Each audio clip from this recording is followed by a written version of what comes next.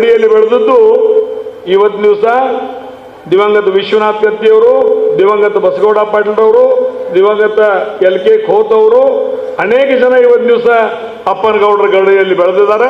ವಿಶೇಷವಾಗಿ ತಮ್ಮ ರಾಜಕೀಯ ಮೊದಲ ಹೆಜ್ಜೆಗಳನ್ನು AB ಪಾಟೀಲ್ ಹಾಕಿದ್ದು ಅಪ್ಪನಗೌಡರ ಗರಡಿಯಲ್ಲಿ ಅನ್ನೋ ಮಾತನ್ನು ಸಹಿತ ಇದೇ ಸಂದರ್ಭದಲ್ಲಿ ಹೇಳಲಿಕ್ಕೆ ಇಚ್ಛೆ ಪಡ್ತಾ ಇದ್ದೇನೆ. ಕೇವಲ ಅಪ್ಪನಗೌಡರ ಫೋಟೋ ಹಾಕೊಂಡು ತಿರುಗೇಡ್ರ್ ಆಗೋದಿಲ್ಲ.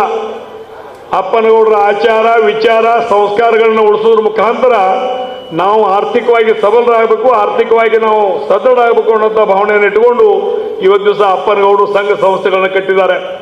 ದೂರದೃಷ್ಟಿಯನ್ನು ಇಟ್ಟುಕೊಂಡವರು. ಅಷ್ಟೇ ದೂರದೃಷ್ಟಿಯನ್ನು ಇಟ್ಟುಕೊಂಡಂಥ ಸಂದರ್ಭದಲ್ಲಿ ನಮ್ಮ ತಾಲೂಕಿನಲ್ಲಿ ಪ್ರತಿಯೊಬ್ಬರು ಸಹಿತ ಪ್ರತಿಯೊಂದು ದೂರದೃಷ್ಟಿ ಇಟ್ಟುಕೊಂಡೇ ನಾವು ಇವತ್ತಿಗೆ ಬದುಕ್ತಾ ಇದ್ದೀವಿ. ಇವತ್ತು ಬದುಕ್ತಾ ಇದ್ದೀವಿ, ಮುಂದೂ ಬದುಕ್ತೀವಿ, ಸಾಯುತ್ತನೋ ಸಹಿತ ಸ್ವಾಭಿಮಾನದಿಂದ ನಾವು ಬದುಕ್ತೀವಿ ಅನ್ನೋ ಮಾತನ್ನು ಹೇಳಲಿಕ್ಕೆ ನಾನು ಇಚ್ಛೆ ಪಡ್ತಾ ಇದ್ದೀನಿ. ಯಾಕಂದ್ರೆ ಇವತ್ತು ವಿಶೇಷವಾಗಿ ನಿನ್ನೊಂದು ಪೋಸ್ಟ್ ನೋಡಿ, ನಾನು AGM ಒಂದು ಸರ್ವಸಾಧಾರಣ ಸಭೆಯನ್ನು ಕರೆದಿದ್ದಾರೆ. ಪ್ರತಿ ವರ್ಷ ಸೆಪ್ಟೆಂಬರ್ ತಿಂಗಳಲ್ಲಿ ನಡೆಯುವಂಥ ಒಂದು ಸರ್ವಸಾಧಾರಣ ಸಭೆಯನ್ನು ನಮ್ಮ ಹಿರಣ್ಯಕೇಶಿ ಸಂಸ್ಥೆಯ ಮುಖಾಂತರ 18ನೇ ತಾರೀಕಿನ ದಿವಸ ಸರ್ವಸಾಧಾರಣ ಸಭೆಯನ್ನು ಕರೆದಿದ್ದಾರೆ. ಇನ್ನೂ ಎಲ್ಲರೂ ಹೊರಗದಾರ.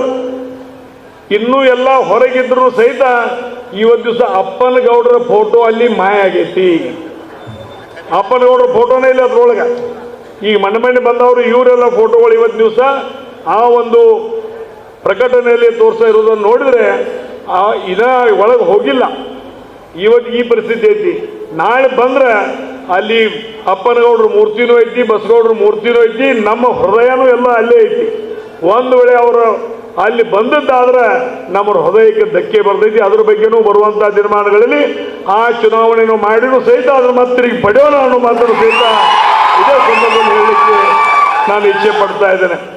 ಇವತ್ತು ಸ್ವಾಭಿಮಾನ ತಾಲೂಕು ಕೆಣಕಬಾರ್ದಾಗಿತ್ತು, ಕೆಣಕಿದ್ದೀರಿ.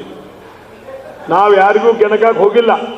ನಮ್ಮ ತಾಲೂಕ ನಮ್ಮದು, ನಮ್ಮ ಜನ್ಮ, ನಾವು ನಮ್ಮ ನೀರಾವರಿ, ನಮ್ಮ ಸಂಸ್ಥೆ, ನಮ್ಮ ಸಂಘ ಸಂಸ್ಥೆಗಳನ್ನ ವ್ಯವಸ್ಥಿತವಾಗಿ ನೋಡ್ಕೊಂಡು ಬಂದಿದ್ವಿ. ಇವತ್ತಿನ ದಿವಸ ತಾವು ಇವತ್ತು ಸ್ವಾಭಿಮಾನ ತಾಲೂಕು ಅಂತ ಸಂದರ್ಭದಲ್ಲಿ AB ಪಾಟೀಲರು ನಾನು, ಯಾಕಂದ್ರೆ ಈ ವಿಚಾರಗಳು ನಡೆದಿವು, ನನ್ನ ಗಮನಕ್ಕೆ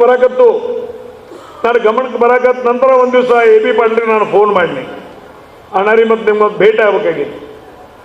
ಬಾ ರಮೇಶ್, ಯಾವಾಗ ಬರ್ತೀವಿ, ಬಾ ರೊಟ್ಟಿ ತಿನ್ನಕ್ಕೆ ಇಲ್ಲೇ ಬಾ. ಇಲ್ಲರಿ ಅಣ್ಣಾರಿ ನಾ ಬರ್ತನೋ, ಅಲ್ಲೇ ರೊಟ್ಟಿ ತಿಂತನೋ, ಅಲ್ಲೇ ಕೂತು ಒಂದು ಸ್ವಲ್ಪ ಮಾತಾಡ್ಬೇಕಾಗಿತ್ತು. ಹೋದ್ನ ಅಣ್ಣಾರಿ ವಿಚಾರಗಳ ಸ್ವಲ್ಪ ದೀರ್ಘ ಅದಾವು. ಈಗ ನಾವು ಇಬ್ಬರು ಕೂಡದೆ ಹೋದ್ರೆ ನಮ್ಮ ಹುಕ್ಕೇರಿ ತಾಲೂಕಿಗೆ ಬರುವಂಥ ದಿನಮಾನಗಳಿಗೆ ಭವಿಷ್ಯ ಇಲ್ಲ, ಅಥವಾ ಹುಕ್ಕೇರಿ ತಾಲೂಕಿನ ಮುಂದಿನ ಪೀಳಿಗೆ ನಿಮ್ಮನ್ನ ಬೈಯುವಂಥ ಪರಿಸ್ಥಿತಿ ನಿರ್ಮಾಣ ಆಗ್ತದೆ. ಅದರ ಸಲುವಾಗಿ ನಾವು ಇವತ್ತು ದಿವಸ ನೀವು ಕಾಂಗ್ರೆಸ್ ಪಾರ್ಟಿಯಾಗ ಇರ್ರಿ, ನಾ BJP ಇರ್ತಾನೋ, ಆದ್ರೆ ಸಹಕಾರಿ ಕ್ಷೇತ್ರ ಚುನಾವಣೆ ಬಂದಾಗ ಇಬ್ಬರು ಕೂಡಿ ಶಟ್ ಹೊಡೆದು ಹೊರಗಿನವ್ರು ಓಡಿಸೋಣ ಮಾತನ್ನ ಈ ಸಂದರ್ಭದಲ್ಲಿ ನಾನು ಹೇಳಿ ನೋಡಿ. ಇದು ಎಲ್ಲರೂ ಕೇಳಿದ ನಾನು ಇವತ್ತು ವಿಶೇಷವಾಗಿ ಎಲ್ರಿಗೂ ಈ ಗಮನಕ್ಕೆ ತಂದ ಮುಖಾಂತರ ಅವ್ರಿಗೆ ಹೇಳಿದ್ವಿ. ಇಲ್ಲ ರಮೇಶ್, ನಾಳಿಂದ ನೀ ಎಲ್ಲಿ ಹೇಳ್ತೀವೋ ಅಲ್ಲಿ ನಾ ಬರ್ತಾನೋ, ಇಬ್ರು ಕೂಡ ಹೋಗೋಣ, ತಿರುಗಾಡ್ನು, ಸಂಘಟನೆ ಮಾಡೋಣ. ಅದಕ್ಕೂ ಸಹಿತ ಇಲ್ಲಿ ನಡೆದಂಥ ಎಲ್ಲ ತಾಲೂಕಿನ ಜನರಿಗೆ ನಾವು ವಿನಂತಿಯನ್ನು ಮಾಡ್ತಾ ಇದ್ದೀವಿ. ಈಗ ಕುಮಾರ್